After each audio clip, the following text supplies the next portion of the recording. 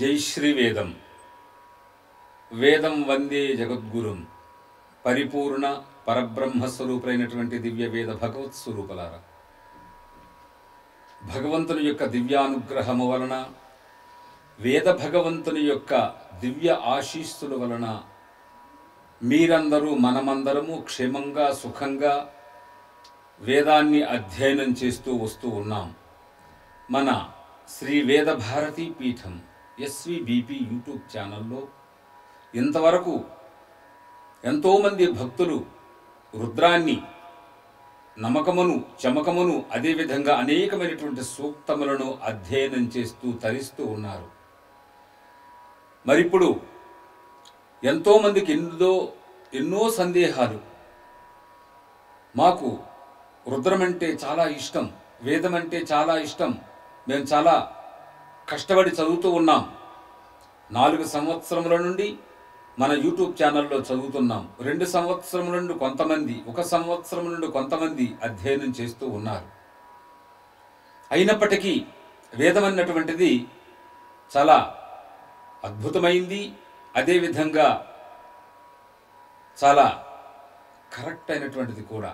కష్టం కాదు, సత్యం ఎప్పుడు కూడా కొంచెం కష్టంగానే ఉంటుంది.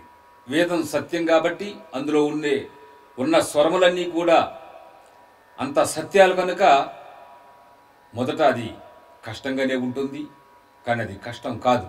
రోజు వింటూ ఉంటే ఉన్న స్వరములు ఉన్నట్లుగా మీకు వస్తాయి. మరిప్పుడు అందరి కొరకు, మీ అందరి కొరకు మన ఛానల్లో మరలా ఆన్లైన్ క్లాసెస్ ఇస్తూ ఉన్నాం. ఉదయము సాయంత్రం పాతవాళ్ళు ఎవరైతే 4 సంవత్సరం నుండి అప్పుడప్పుడు అధ్యయనం చేస్తూ ఉన్నారో, మన మంత్రములు వింటూ ఉన్నారో, వారందరికీ కూడా మంచి అవకాశాన్ని కల్పించడానికి కొరకే సంకల్పించాం. మరి అధ్యయనం ప్రారంభమయ్యింది. ముందులా కాకుండా మనం స్వరం పైన దృష్టిని పెట్టి ఆ వేదం పైన భక్తి శ్రద్ధను ఉంచుకుంటూ వేదాన్ని అధ్యయనం చేద్దాం. ఎవరైనా రావాలనుకున్న వాళ్ళు ముందు జూమ్ క్లాస్కి వచ్చి మీ పరిచయమును, మీరు ఎన్ని రోజుల నుంచి అధ్యయనం చేస్తున్నారు, ఎంతవరకు అధ్యయనం చేశారు, మరి కనీసం నమ్మకం కూడా ఎలా మీకు వస్తుంది, ఇంకెక్కడైనా సందేహాలు ఉన్నాయా, స్వరములో కానీ శృతిలో కానీ లయలో కానీ మీరు ఇబ్బందులు పడుతున్నారా, మరి తొందరలో మన జూమ్ లింకుకు వచ్చేయండి. ఎవరెవరైతే అధ్యయనం చేయడానికి సన్నద్ధంగా ఉన్నారో మీరందరూ కూడా మీ పరిచయములను మన యూట్యూబ్ ఛానల్లో మీరు తెలియజేసినట్లయితే తప్పనిసరిగా మిమ్మల్ని జాయిన్ చేసుకుంటారు. ఎవరు 4 సంవత్సరం నుండి 3 సంవత్సరం నుండి ప్రతి రోజు విడిచిపెట్టకుండా బాగా అధ్యయనం చేస్తున్నారో వారందరికీ కూడా ఆన్లైన్లో తీసుకుంటున్నాము. మరి స్వర విధానాన్ని స్పష్టంగా, ఎందుకంటే మీకు ఇప్పటికే పదములు మంత్రములను మీరు బాగా అధ్యయనం చేసి ఉంటారు, ఆ మంత్రములు మీకు బాగా వచ్చే ఉంటాయి, కానీ స్వరం కాస్త ఇబ్బంది పడుతుంటారు. కాబట్టి ఆ స్వరాన్ని మనం పూర్తిగా తెలియజేసేదాని కొరకే మరలా క్లాసులు ప్రారంభించాం కనుక సమయాన్ని ఇస్తున్నాం. కాబట్టి మీరు కూడా సమయాన్ని ఇవ్వండి. మొదట స్వరం అంటే ఏంటి, అనుదాత్తము ఉదాత్తము స్వరితము మరి ఏ విధంగా నేర్చుకోవాలి, మంత్రం కంటే ముందు స్వరం రావాలి, ఆ స్వరం రావటానికి ఈ క్లాసులు ప్రారంభమయ్యాయి. ఇప్పుడు అనుదాత్తము ఉదాత్తము స్వరితం అంటే నీ సారి ఇవే వెనక ముందు వస్తాయి. కొన్ని అనుదాత్తం నుంచి ప్రారంభమైతే, కొన్ని ఉదాత్తం నుంచి ప్రారంభమవుతాయి, కొన్ని స్వరితం నుంచే ప్రారంభమవుతాయి మంత్రాలు. కాబట్టి ముందు స్వరం ఏ విధంగా నేర్చుకోవాలి అన్నటువంటిది ప్రధానంగా చెప్పటానికే ఆన్లైన్ క్లాసు ప్రారంభించాం. కాబట్టి మరి ఈ వీడియోని ఎవరైతే చూస్తూ ఉన్నారో మీరందరూ కూడా త్వరగా మన జూమ్ లింకులోకి వచ్చినట్లయితే మీ పరిచయాన్ని చెప్పిన తర్వాత, గమనించిన తర్వాత మిమ్మల్ని మరలా వాట్సాప్ గ్రూపుల్లో చేరుస్తారు. అందులో మీకు క్లాసులు ఇస్తాం. దానికి ముందుగా స్వరం మాత్రమే, మాకు రుద్రం వచ్చింది అంటే తర్వాత రుద్రం వచ్చినటువంటి నమ్మకం వచ్చిన వాళ్ళు, చూచి చదివేవాళ్ళు, చూడకుండా చదివేవాళ్ళు అందరూ వచ్చినట్లయితే మీకు స్వరం గురించే ప్రధానంగా చెప్తాం. ఇంతవరకు మీకు మంత్రాలు వచ్చాయి కాబట్టి స్వరాన్ని ఏ విధంగా మనం నేర్చుకోవాలి, ఏ విధంగా అక్కడ మనం పరిశీలిస్తూ ఉన్నట్లుగా చెప్పాలి. అనుదాత్తం ఉంటే అనుదాత్తమే చెప్పాలి, ఉదాత్తం ఉంటే ఉదాత్తమే చెప్పాలి, స్వరితం ఉంటే స్వరితమే చెప్పాలి. అవి తెలియాలనుకుంటే ముందు స్వర పరిచయం కావాలి. ఆ స్వర పరిచయం మనకు అందజేస్తున్నాం. ఇప్పుడు ఓం సా, ఇప్పుడు కూడా అది ఉదాత్తం. మనకు నీకొచ్చినట్టయితే అనుదాత్తం, సా. రీకొస్తే స్వరితం. ఈ మూడే ఉంటాయి, వెనక ముందు ఉంటాయి. చూడండి, సా ని సరి సా, సా ని సరి సా. ఈ విధంగా ఉంటే మనము మంత్రంలో ఉండే స్వరాలు కొన్ని మంత్రములను స్వరంగా నేర్చుకుంటే మంత్రం మీకు వస్తుంది. ఎందుకంటే మీరు కొన్ని తప్పులు నేర్చుకుంటారు కాబట్టి ఆ తప్పులు దిద్దే దాని కొరకే స్వరాన్ని ముందు మీకు నేర్పిస్తాము. అంటే ఎలా చూడండి, ఓం సా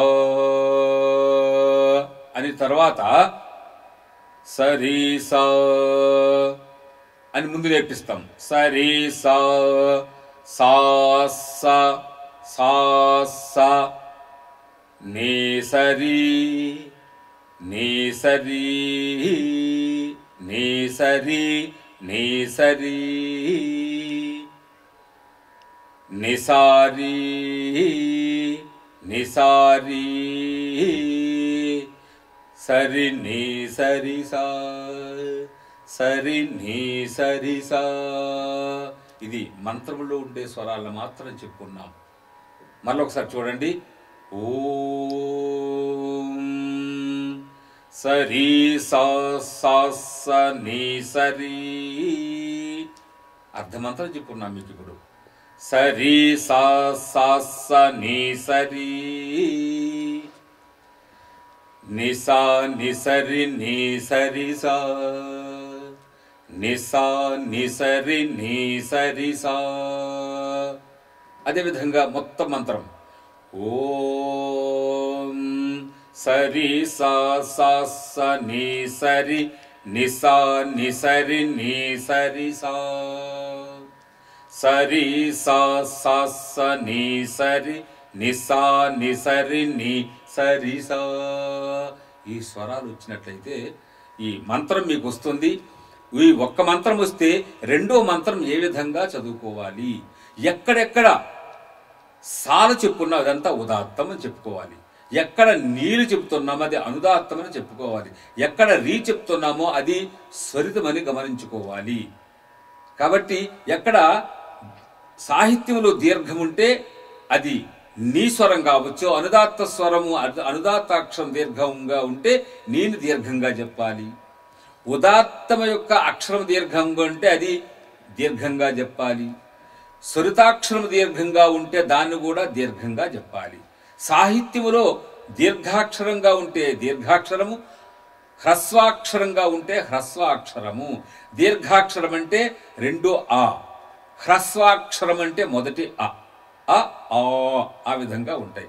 సాహిత్యంలో ఎలా ఉంటున్నాయో అదే విధంగా స్వరంలో కూడా అదే ఉంటుంది. కాబట్టి సరి సా సరి అంటే మంత్రంలో అది ఎక్కడ దీర్ఘం ఉండాలి అంటే గురువుగానైనా దీర్ఘమనే ఉండాలి, గురువుగానైనా ఉండాలి. గురు సంజ్ఞకం హ్రస్వం లఘు దీర్ఘం గురు, దీర్ఘంచ అంటే దీర్ఘం కూడా గురువు అవుతుంది. ఒకవేళ సంయుక్తాక్షరాల పరంగా ఉంటే అప్పుడు కూడా లఘు అనేటువంటిది గురువు అవుతుంది, అంటే దీర్ఘంగా ఉచ్చారణ వస్తుంది. ఇవన్నీ మీకు స్పష్టంగా నిదానంగా తెలుస్తాయి. కనుక ముందు మీరు స్వర పరిచయాన్ని, స్వర జ్ఞానాన్ని తెలుసుకున్నట్లయితే మంత్రజ్ఞానం మీకు స్పష్టంగా వస్తుంది.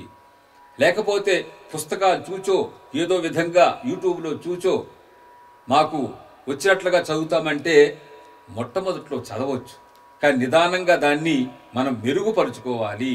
ఉన్నది ఉన్నట్లుగా చదవాలి. చిన్నప్పుడు 5 తెలియకుండా 25 అయినప్పటికీ చిన్నపిల్లలు 5 24 కూడా అనొచ్చు. కానీ పెద్దవాళ్ళు అయిన తర్వాత 5 25 చెప్పాలి. లేకపోతే 24.99% అని చెప్పినా అది లెక్క కరెక్ట్గా ఉండదు. 5 25 అవుతుంది. అదేవిధంగా వేదమంత్రంలో ఉన్నటువంటి అనుదాత్తంగానే ఉంటుంది, ఉదాత్తంగానే ఉంటుంది, స్వరితంగానే ఉంటుంది. కానీ అనుదాత్తాన్ని స్వరితంగా కానీ స్వరితాన్ని అనుదాత్తంగా కానీ చెప్పొద్దు. ఇది మన వైదిక ధర్మం. వేదం అన్నటువంటిది నిత్య సత్య స్వరూపం. మనకు వచ్చినట్లుగా చదవద్దు.